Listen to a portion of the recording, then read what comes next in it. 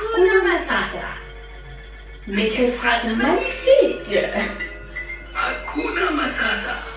Quels sont fantastiques! Ces mots signifient que tu vivras ta vie sans aucun souci. Philosophie. Hakuna Matata. Hakuna Matata. One time, Diddy was a body to pass away on you. Jambo Kiamtu, j'espère que vous allez bien parce que moi ça va. J'essaie de m'adapter au minimum, à minima, à la langue du pays dont on va parler aujourd'hui. Voilà, nous sommes en juillet, c'est les vacances, les gens commencent à se faire vacciner, les frontières réouvrent et tout le monde ne rêve que de vacances. En tout cas, moi, je rêve de vacances. Comme vous voyez, je passe mon lieu habituel pour filmer. Je n'ai donc pas pris avec moi tout mon matériel. C'était vraiment sur un coup de tête. Je me suis dit, ah, je vais faire la vidéo là aujourd'hui. C'était sur un coup de tête. Et je n'ai pu prendre avec moi que ma caméra dont l'éclairage peut être moyen. Le coup de tête surtout, pourquoi? En fait, sur les réseaux, d'ailleurs, si vous ne me suivez pas encore sur les réseaux, c'est le moment d'y aller. Je suis hyper active sur Instagram. En fait, c'est là où vous me voyez vraiment... Ingrid quoi, vous voyez Ingrid dans sa connerie, Ingrid dans son sérieux, Ingrid dans ses combats, Ingrid dans ses moments de délire. Bref, c'est là où je suis le plus active en tout cas sur Instagram. Et donc en fait sur les réseaux, il y a une grosse vague actuellement de voyages en Afrique, voyage, voilà c'est trop bien, retour aux sources, tout ça, nanana, c'est super beau. J'adore. D'ailleurs, c'est une vague que j'encourage. Là, je suis la première à dire que allons-y, voyageons. Parce que ça ouvre énormément l'esprit. Et donc, en fait, ces derniers temps, c'est surtout un pays que je vois énormément sur les réseaux, qui est donc la Tanzanie. Longtemps sous-estimé. C'est un pays que maintenant, beaucoup de gens regardent avec admiration. Donc, moi, j'étais en Tanzanie en... novembre, non pas novembre, octobre oui parce que j'ai passé mon anniversaire là-bas, super. Et donc je vais partager avec vous les informations importantes qu'il faut savoir si vous voulez vous rendre en Tanzanie, comment faire, ce qu'il ne faut absolument pas oublier. C'est assez simple, hein. Pour arriver en Tanzanie actuellement, il vous faut un visa. C'est la base. Les visas, vous pouvez les faire via internet, donc les e-visas qui prennent 5 jours, je pense, pour les faire. Ou vous pouvez prendre le visa à l'arrivée. Donc, vous pouvez embarquer et vous arrivez, vous prenez votre visa à l'arrivée. Je le rappelle toujours aux personnes, à chaque fois que je parle de voyage, moi je voyage avec mon passeport camerounais. Et donc, en fait, avec mon passeport camerounais, j'ai pu quitter la France tranquillement, arriver en Tanzanie. Et c'est lorsque je suis arrivée sur le sol tanzanien, donc à l'aéroport de Tanzanie, sans aucune démarche au préalable, que j'ai pris mon visa directement en Tanzanie. Les visas donc c'est 50 dollars américains qui sont à peu près, c'est pas moi, 45 euros, 45, 46 euros, je sais pas, quelque chose par là. Convertissez dans la monnaie que vous utilisez.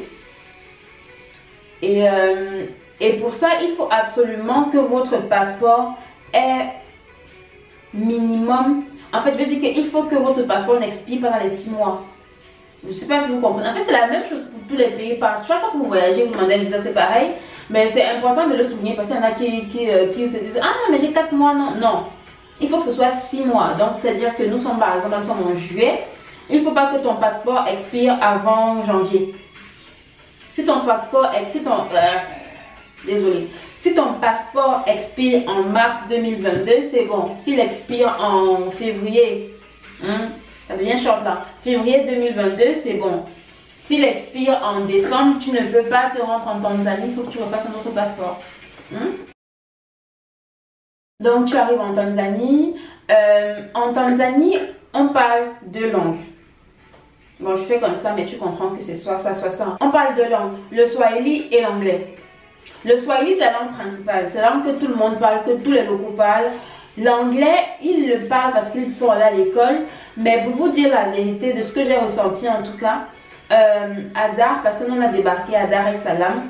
À Dar, les personnes, les gens ils parlent anglais, mais en fait ils sont trop timides. C'est comme de la peur. Vous voyez, c'est un peu comme nous les francophones.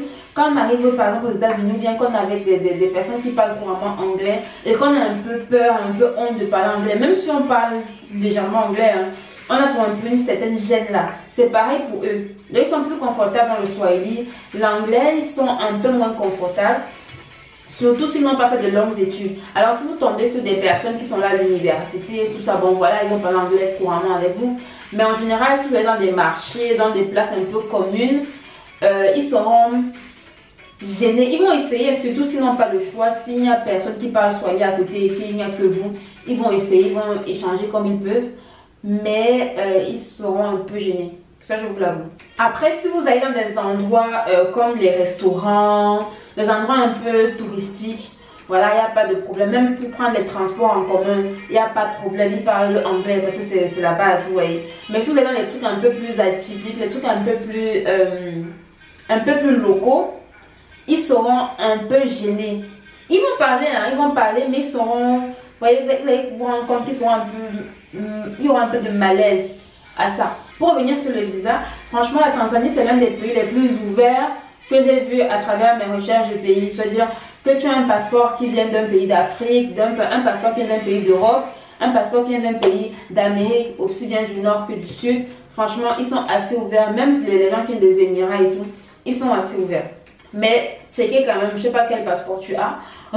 Vérifie quand même, mais normalement, ça passe. Franchement, la Tanzanie, c'est open bar. Quand j'ai voyagé en octobre 2020, la Tanzanie n'exigeait rien du tout. Moi, j'ai fait un test PCR, voilà, parce que je voulais être sûre que je ne vais pas donner la maladie aux personnes quand j'arrivais.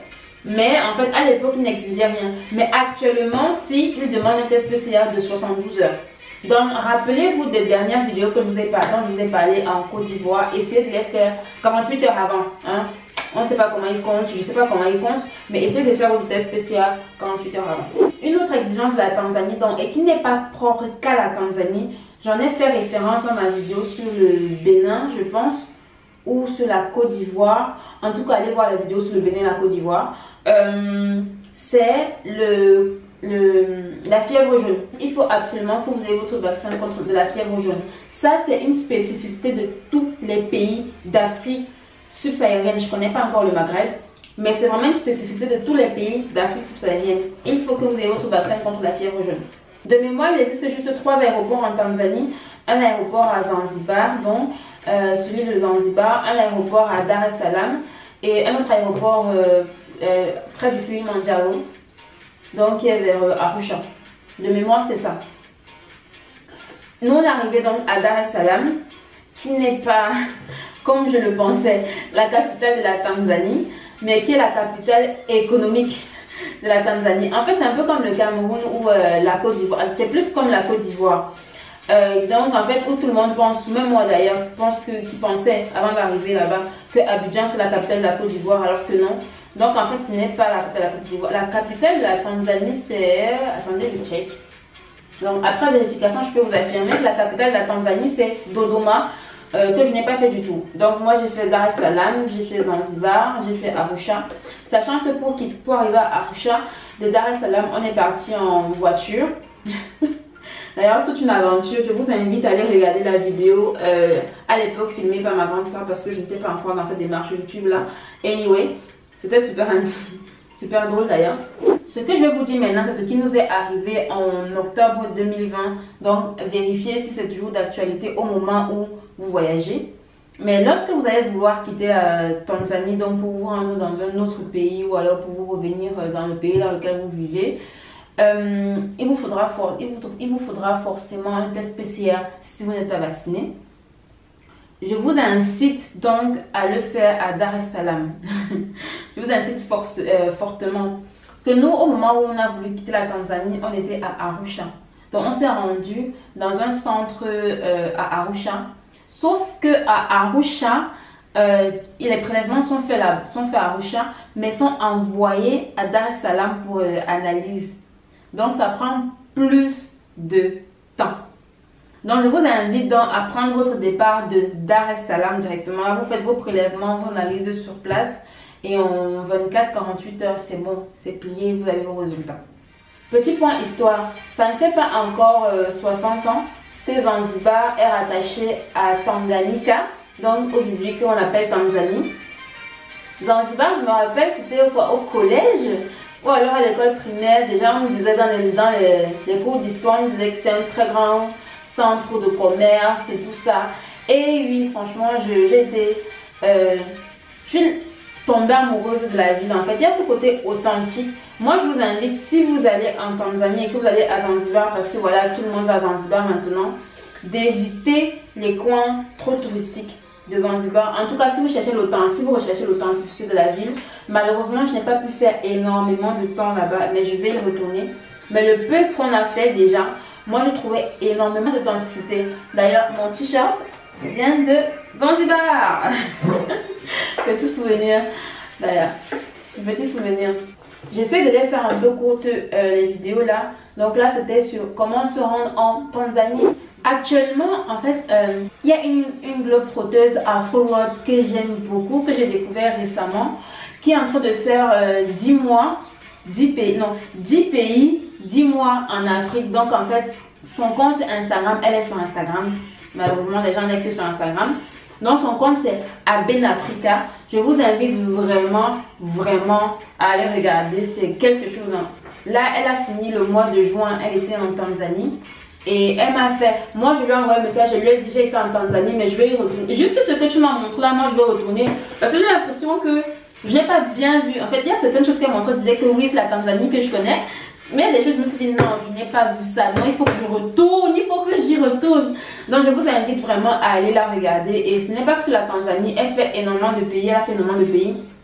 Elle valorise vraiment le côté voyage en Afrique de manière... Bref, allez regarder quoi. Ça, je sais pas ce que... Allez regarder. Allez. C'était tout pour ma première partie de vidéo sur la Tanzanie. Dans la semaine, donc, il y aura une deuxième vidéo sur mes impressions de la Tanzanie. Bisous.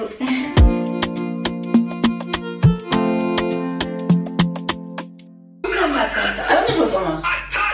C'est parce qu'on... Ça veut dire pas de soucis. Hakuna Matata. Mais quelle phrase magnifique! Hakuna Matata. Quels sont fantastiques. Ces mots signifient que tu vivras ta vie sans aucun souci. Philosophie. Hakuna Matata.